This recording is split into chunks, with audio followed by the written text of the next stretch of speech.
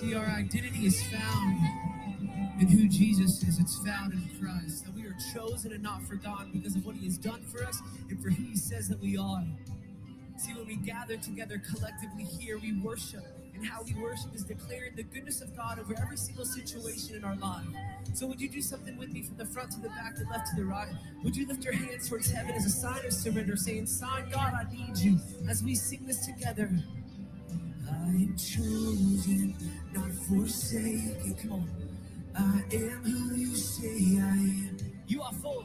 You are for me, not against me. I am who you say I am. I'm chosen. I am chosen, not forsaken. I am who you say I am. He is for you, not against. You are for me, not against me. I am who you say I am. I am chosen. I am chosen, not forsaken.